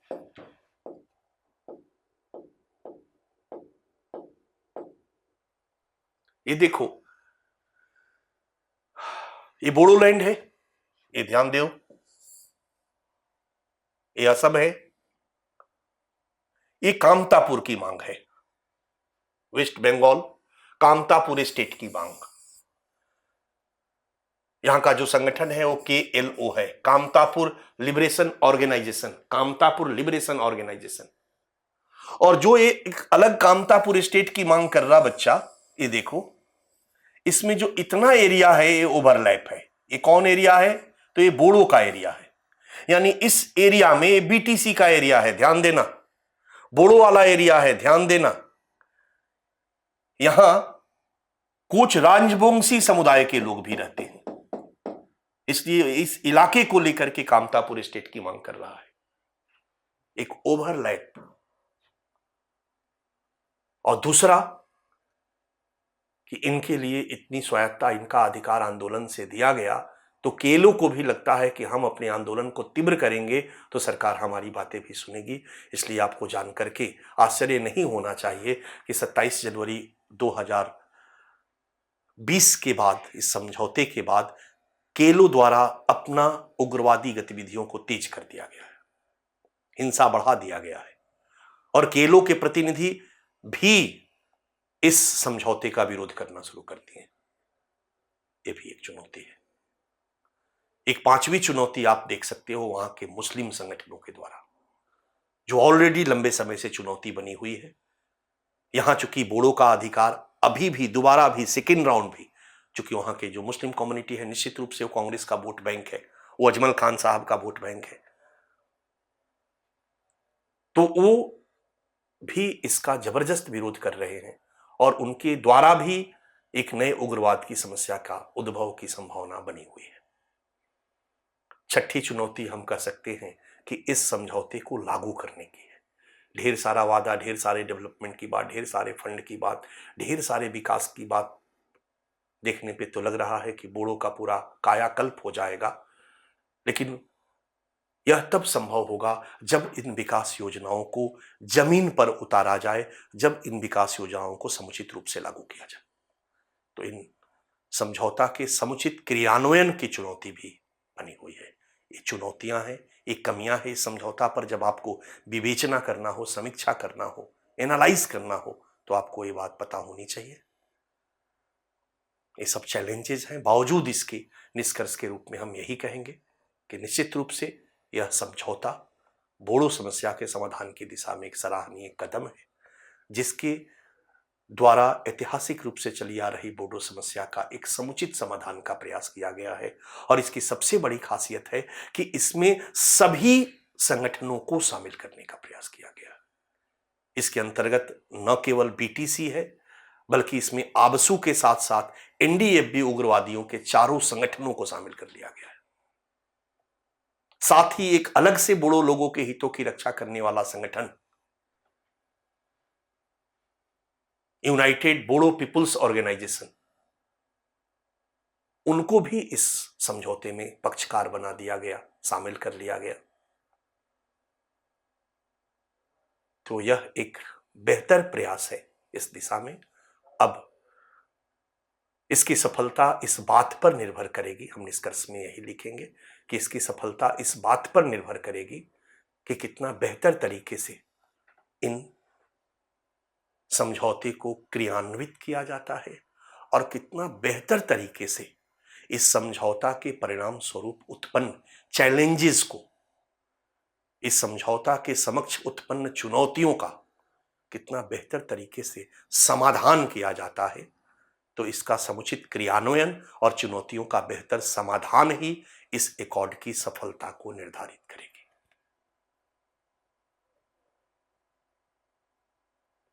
तो आपको कहानी समझ में आ चुकी होगी। मैं यहां पर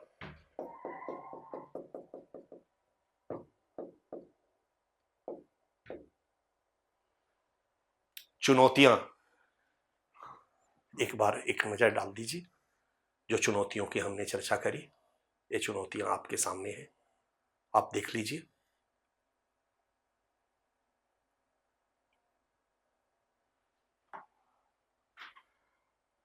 बोडो समझौता से पृथक पहली पॉइंट, बोडोलैंड राज्य की चर्चा नहीं होने से पुनः उग्रवादी आंदोलन के उद्भव की संभावना।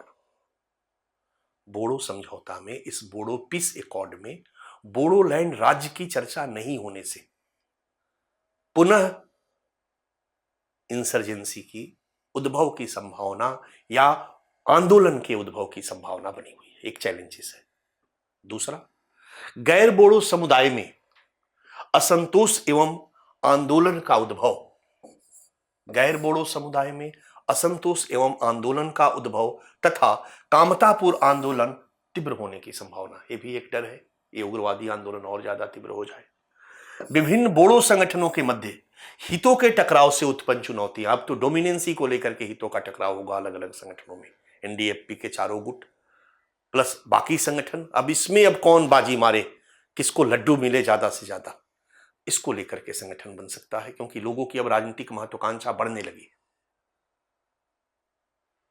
इस समझौते के उचित क्रियान्वयन से संबंधित चुनौतियां, इस समझौते के उचित क्रियान्वयन से संबंधित चुनौतियां और मुस्लिम संगठनों की तरफ से उत्पन्न बाधाएं, ये सब चैलेंजेस है जिनका समुचित समाधान करके ही इस एकॉर्ड को सफल बनाया जा सकता है।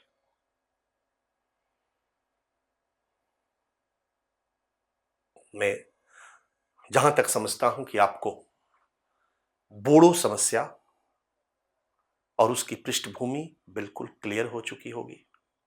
इसमें किन परिस्थितियों में बोडो समस्या का उभार हुआ, किन परिस्थितियों में और किस तरीके से बोडो उग्रवाद का उद्भव हुआ, इसको दूर करने के लिए समय समय पर क्या किया जाता रहा, कैसे जो किया गया उसमें भी खामियां थी जिसके चलते इन समस्या की निरंतरता बनी रही, और फिर कैसे एक बार फिर इन समस्याओं को दूर करने के लिए 27 जनवरी 2020 को प्रयास किया गया बोडो एकॉर्ड के रूप में, बोडो पीस एकॉर्ड के रूप में।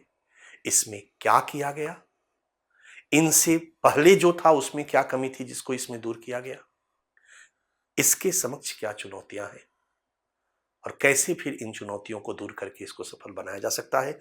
आई थिंक पूरा का पूरा एपिसोड आपको क्लियर हो गया होगा।